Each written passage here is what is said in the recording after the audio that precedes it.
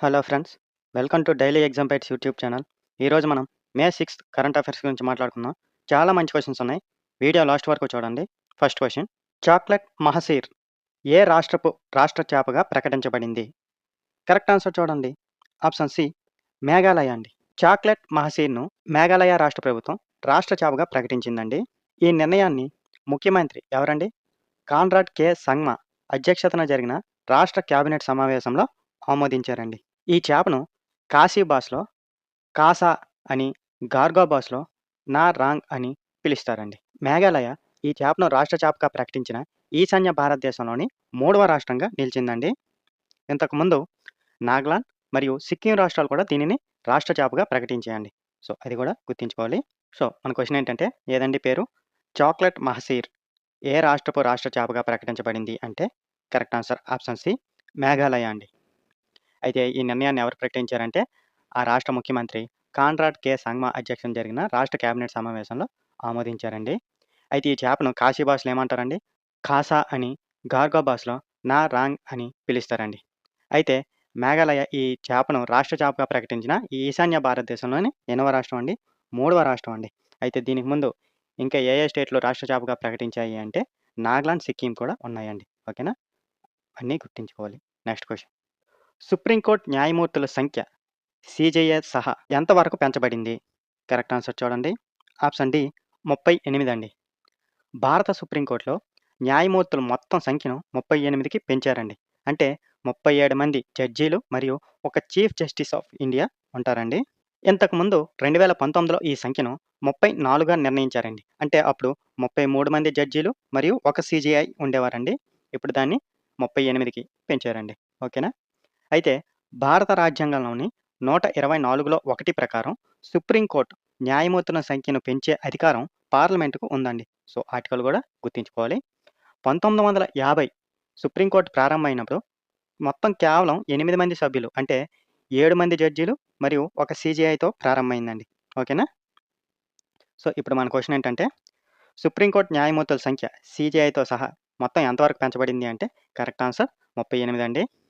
అయితే 37 మంది జడ్జీలు మరియు ఒక చీఫ్ జస్టిస్ ఆఫ్ ఇండియా ఉంటారండి. ఓకేనా? అయితే ఇంతకుముందు ఎప్పుడండి 2019లో ఈ సంఖ్యను 34గా అప్పుడు నిర్ణయించారండి. 33 మంది జడ్జీలు, ఒక సీజేఐ ఉండేవారండి. అయితే ఏ ఆర్టికల్ అండి? ఆర్టికల్ 124లో 1 ప్రకారం సుప్రీంకోర్టు న్యాయమూర్తుల సంఖ్యను పెంచే అధికారం ఎవరికుందండి? పార్లమెంట్‌కుందండి. ఓకేనా? అయితే 1950లో సుప్రీంకోర్టు ప్రారంభమైనప్పుడు ఎంతమంది ఉన్నారు అంటే కేవలం 8 మంది సభ్యులేనండి. అంటే అందులో 7 మంది జడ్జీలు మరియు ఒక సీజేఐతో ప్రారంభమైందండి అప్పుడు. ఓకేనా? ఇప్పుడు మొత్తంగా 38 చేరుకుంది. ఓకే. Next question. ట్రాప్డ్ అనే పరిశోధనాత్మక ప్రాజెక్టుకు 2026 పులిట్జర్ ప్రైజ్‌ను ఎవరు గెలుచుకున్నారు? కరెక్ట్ ఆన్సర్ చూడండి. ఆప్షన్ బి ఆర్‌కే ఆనంద్ మరియు సుపర్ణ శర్మ అండి. ఈ ప్రాజెక్ట్ బ్లూంబెర్గ్ సంస్థ ద్వారా ప్రచురించబడిందండి. మరియు నటాలీ ఒబికో పియర్సన్ సహ విజేతగా ఉన్నారండి. ఈ పరిశోధన భారతదేశంలో డిజిటల్ అరెస్ట్ మరియు సైబర్ మోసాలపై లోతైన గ్రాఫిక్ ఇన్వెస్టిగేషన్ రూపంలో రూపొందించబడిందండి. పులిట్జర్ ప్రైజ్ అమెరికాలోని కొలంబియా యూనివర్సిటీ, న్యూయార్క్ నిర్వహిస్తుందండి. ఈ విభాగంలో విజేతలకు మొత్తం $15,000 నగదు బహుమతి అందజేస్తారండి. సో, మన క్వెషన్ ఏంటంటే ఏదండి? ట్రాప్డ్ అనే పరిశోధనాత్మక ప్రాజెక్టుకు 2026 పులిట్జర్ ప్రైజ్‌ను ఎవరు గెలుచుకున్నారు అంటే correct answer option B R K Anand మరియు సుపర్ణ శర్మ అండి. అయితే ఈ ప్రాజెక్టుకు బ్లూంబర్గ్ సంస్థ ద్వారా ప్రచురించబడిందండి. మరియు నటాలీ ఒబికో పియర్సన్ సహ విజేతగా ఉన్నారండి. అయితే ఈ పరిశోధన భారతదేశంలో డిజిటల్ అరెస్ట్ మరియు సైబర్ మోసాలపై లోతైన గ్రాఫిక్ ఇన్వెస్టిగేషన్ రూపంలో రూపొందించబడిందండి. ఓకేనా? అయితే ఈ ప్రైజ్‌ను అమెరికాలోని కొలంబియా యూనివర్సిటీ, న్యూయార్క్ నిర్వహిస్తుందండి. అయితే ఈ విభాగంలో విజేతలకు ఎంతండి? మొత్తం $15,000 నగదు బహుమతిగా అందజేస్తారండి. ఓకేనా? Next question. భారత సైన్యానికి 5 మొబైల్ ఎలక్ట్రానిక్ సిస్టమ్స్ కొనుగోలు కోసం 1,476 కోట్ల ఒప్పందాన్ని రక్షణ మంత్రిత్వ శాఖ ఎవరితో కుదుర్చుకుంది? కరెక్ట్ ఆన్సర్ చూడండి. Option C Bharat electronics limited అండి. ఈ వ్యవస్థల ప్రధాన పని ఎలక్ట్రానిక్ వార్ఫేర్ మరియు ఎయిర్ డిఫెన్స్ సామర్థ్యాలను బలోపేతం చేయడం అండి. ఇవి శత్రు రాడార్ మరియు కమ్యూనికేషన్ సిగ్నల్స్‌ను గుర్తించడం, వర్గీకరించడం మరియు వాటి స్థానాన్ని కనుగొనడం వంటి పనులు చేస్తాయండి. ఈ ప్రాజెక్ట్ ఆత్మనిర్భర్ భారత్ మరియు మేక్ ఇన్ ఇండియా కార్యక్రమాల మద్దతుగా విదేశీ దిగుమతులపై ఆధారాన్ని తగ్గించడానికి ఉపయోగపడుతుందండి. సో, మన క్వెషన్ ఏంటంటే ఏదండి భారత సైన్యానికి ఎన్నండి 5 మొబైల్ ఎలక్ట్రానిక్ సిస్టమ్స్ కొనుగోలు కోసం ఎంతండి 1476 కోట్ల ఒప్పందాన్ని రక్షణ మంత్రిత్వ శాఖ ఎవరితో కుదుర్చుకుంది అంటే correct answer option C BEL అండి. భారత్ ఎలక్ట్రానిక్స్ లిమిటెడ్ అండి. అయితే ఈ వ్యవస్థ ప్రధాన పని ఏంటంటే ఎలక్ట్రానిక్ వార్ఫేర్ మరియు ఎయిర్ డిఫెన్స్ సామర్థ్యాలను బలోపేతం చేయడం అండి. ఇవి శత్రు రాడార్ మరియు కమ్యూనికేషన్ సిగ్నల్స్ను గుర్తించడం, వర్గీకరించడం మరియు వాటి స్థానాన్ని కనుగొనడం వంటి పనులు చేస్తాయండి. అయితే ఈ ప్రాజెక్ట్ ఆత్మనిర్భర భారత్ మరియు మేక్ ఇన్ ఇండియా కార్యక్రమాల మద్దతుగా విదేశీ దిగుమతులపై ఆధారాన్ని తగ్గించడానికి ఉపయోగపడుతుందండి. ఓకేనా? Next question. మాడ్రిడ్ ఓపెన్ 2026లో పురుషుల విజేత జానిక్ సిన్నర్ మరియు మహిళల విజేత మాతా కోత్సుక్ వరుసగా ఏ దేశాలకు చెందినవారు? కరెక్ట్ ఆన్సర్ చూడండి. ఆప్షన్ బి ఇటలీ మరియు ఉక్రెయిన్ అండి. అంటే జానిక్ సిన్నర్ ఇటలీకి చెందిన వ్యక్తి, అలాగే కోత్సెక్ ఉక్రెయిన్‌కి చెందిన మహిళ అండి. ఓకేనా? ఏటీపీ మాస్టర్స్ 1000 సిరీస్ 1990లో ప్రారంభమైన తర్వాత వరుసగా 5 టైటిల్స్ గెలుచుకున్న తొలి ఆటగాడిగా జానిక్ సిన్నర్ చరిత్ర సృష్టించాడండి. అతను Paris 2025, Indian Wells, Miami, Monte Carlo మరియు మాద్రిడ్ 2026 టైటిల్స్‌ను వరుసగా గెలుచుకున్నాడండి. అలాగే మార్తా కోత్స్యాక్ మాద్రిడ్ ఓపెన్ చరిత్రలో టైటిల్ గెలుచుకున్న తొలి ఉక్రెయిన్ ఆటగాడిగా నిలిచిందండి. మరియు ఇది ఆమె కెరీర్‌లో తొలి డబ్ల్యూటీఏ 1000 టైటిల్ అండి. ఓకేనా? సో, మన క్వెషన్ ఏంటంటే ఏదండి మాడ్రిడ్ ఓపెన్ 2026లో పురుషుల విజేత ఎవరు? Jannik sinner. మరి మహిళల విజేత కోత్స్యాక్. వరుసగా ఏ దేశాలకు చెందినవారు అంటే సిన్నర్ ఇటలీ, కోత్స్యాక్ అనేది ఉక్రెయిన్‌కి చెందిన మహిళ అండి. ఓకేనా? అయితే Jannik sinner ATP master 1000 series ఎప్పుడండి 1990లో ప్రారంభమైన తర్వాత వరుసగా 5 టైటిల్స్ గెలుచుకున్న తొలి ఆటగాడిగా జానిక్ సిన్నర్ చరిత్ర సృష్టించాడండి. అవేంటంటే Paris 2025, Indian Wells, Miami, Monte Carlo మరియు మాద్రిడ్ 2026 టైటిల్స్‌ను వరుసగా గెలుచుకున్నాడండి. అలాగే మార్తా కోత్స్యాక్ గురించి చూసుకుంటే మాద్రిడ్ ఓపెన్ చరిత్రలో టైటిల్ గెలుచుకున్న తొలి ఉక్రెయిన్ మహిళ అండి. అలాగే ఆమె కెరీర్‌లో తొలి డబ్ల్యూటీఏ 1000 టైటిల్ అండి. ఓకేనా?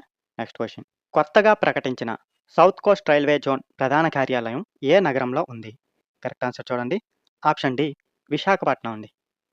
కొత్తగా ఏర్పాటైన సౌత్ కోస్ట్ రైల్వే జోన్ ప్రధాన కార్యాలయం విశాఖపట్నంలో ఏర్పాటు చేయబడుతుందండి. రైల్వే మంత్రిత్వ శాఖ 2026 మే 4న ఈ జోన్‌కు సంబంధించిన అధికారిక గెజిట్ నోటిఫికేషన్ విడుదల చేసిందండి. ఈ జోన్ 2026 జూన్ 1 నుండి పూర్తి స్థాయిలో పనిచేయడం మొదలుపెడుతుందండి. సౌత్ కోస్ట్ రైల్వే జోన్‌లో విజయవాడ, గుంటూరు, గుంతకల్ మరియు విశాఖపట్నం అనే 4 డివిజన్లు ఉంటాయండి. ప్రధాన కార్యాలయ భవనం విశాఖపట్నంలోని మొదసర్లోవా ప్రాంతంలో సుమారు 183.58 కోట్ల అంచనా వ్యయంతో నిర్మించబడుతుందండి. ఓకేనా? సో, మన క్వెషన్ ఏంటంటే కొత్తగా ప్రకటించిన సౌత్ కోస్ట్ రైల్వే జోన్ ప్రధాన కార్యాలయం ఏ నగరంలో ఉంది అంటే correct answer option D Visakhapatnam అండి. అయితే రైల్వే మంత్రిత్వ శాఖ 2026 మే 4న ఈ జోన్‌కు సంబంధించిన అధికారిక గెజిట్ నోటిఫికేషన్ విడుదల చేసిందండి. 2026 జూన్ 1 నుండి పూర్తి స్థాయిలో పనిచేస్తుందని చెప్తుందండి. అయితే ఇందులో 4 డివిజన్లు ఉంటాయండి. విజయవాడ, గుంటూరు, గుంతకల్, విశాఖపట్నం అండి. అయితే ప్రధాన కార్యాలయ భవనం విశాఖపట్నంలోని మొదసర్లోవా ప్రాంతంలో సుమారు 183.58 కోట్ల అంచనా వ్యయంతో నిర్మించబడుతుందండి. ఓకేనా? Next question. 2026 సంవత్సరానికి UNESCO Guillermo Cano world press freedom ప్రైజ్‌ను ఎవరు అందుకున్నారు? కరెక్ట్ ఆన్సర్ చూడండి. Option C Sudanese journalist syndicate అండి. సూడాన్‌లో జరుగుతున్న ఘర్షణలను ధైర్యంగా కవర్ చేసినందుకు Sudanese journalist సిండికేట్‌కు UNESCO Guillermo Cano world press freedom praise 2026ను ప్రదానం చేశారండి. ఈ అవార్డ్ జర్నలిస్టుల స్వేచ్ఛ మరియు ప్రెస్ ఫ్రీడమ్ కోసం విశేషంగా పనిచేసిన వ్యక్తులు లేదా సంస్థలకి ఇస్తారండి. ఈ పురస్కార ప్రదాన కార్యక్రమం 2026 మే 4న ప్యారిస్‌లో జరిగిందండి. ఈ సందర్భంగా నబా అల్ అల్మాజ్ మరియు మహమ్మద్ మూసా హారికా ఈ అవార్డును సిండికేట్ తరపున స్వీకరించారండి. ఓకేనా? సో, మన క్వెషన్ ఏంటంటే 2026 సంవత్సరానికి UNESCO Guillermo Cano world press freedom ప్రైజ్‌ను ఎవరు అందుకున్నారు అంటే correct answer option C Sudanese journalist syndicate అండి.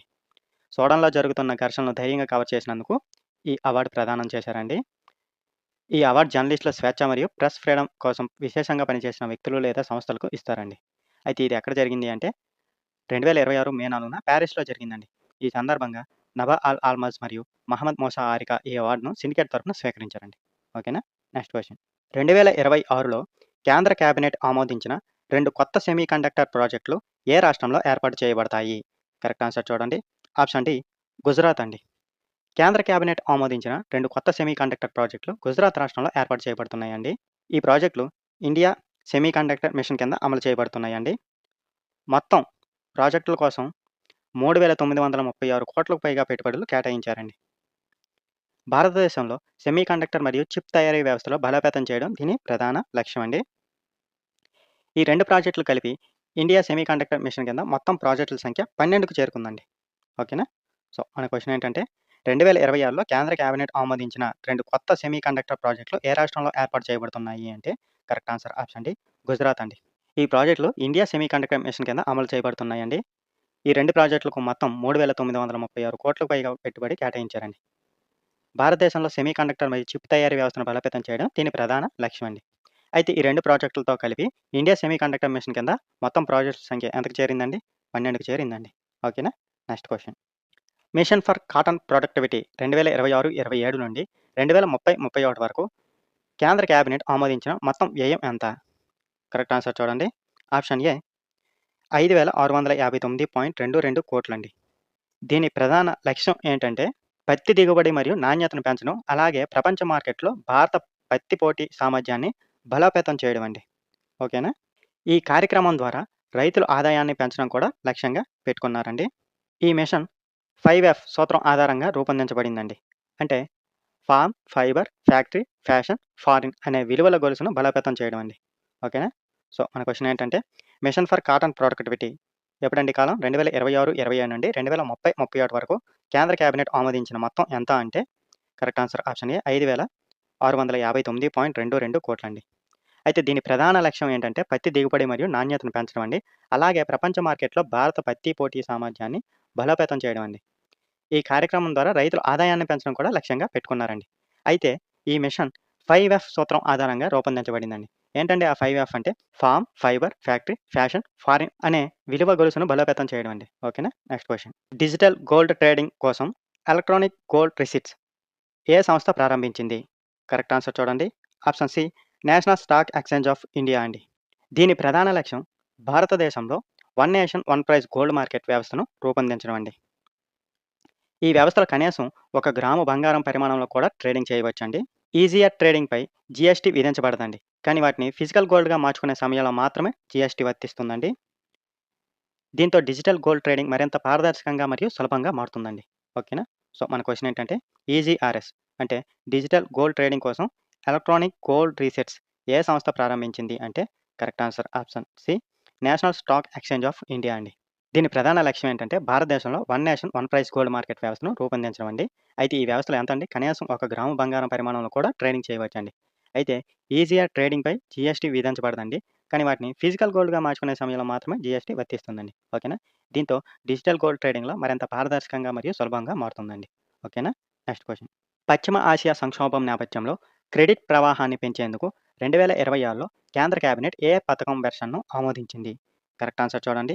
ఆప్షన్ సి ఈసీఎల్జీఎస్ 5.0 అండి.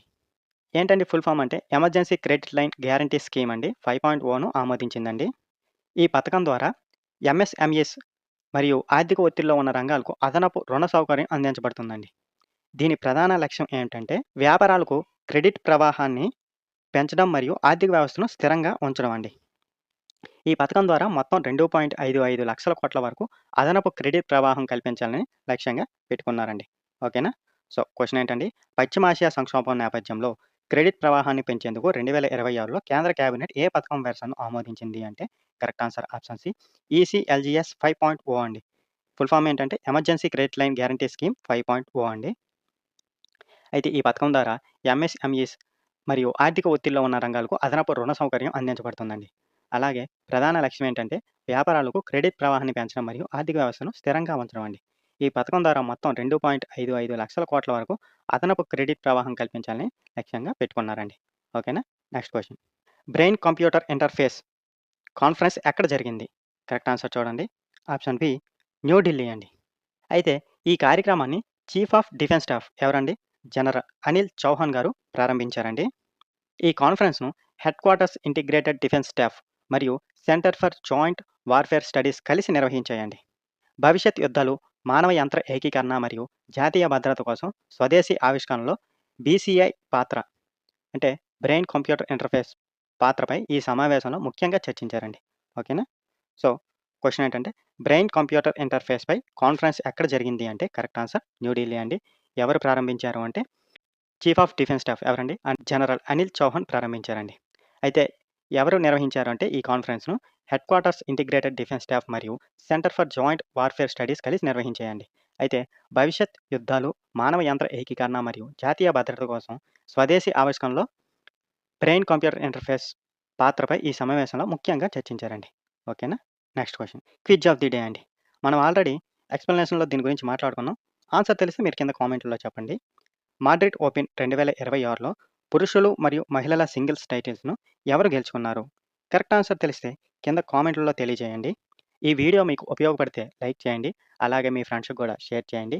ఇలాంటి కరెంట్ అఫైర్స్ కోసం మా ఛానల్‌ని సబ్స్క్రైబ్ చేయండి. Thank you for watching.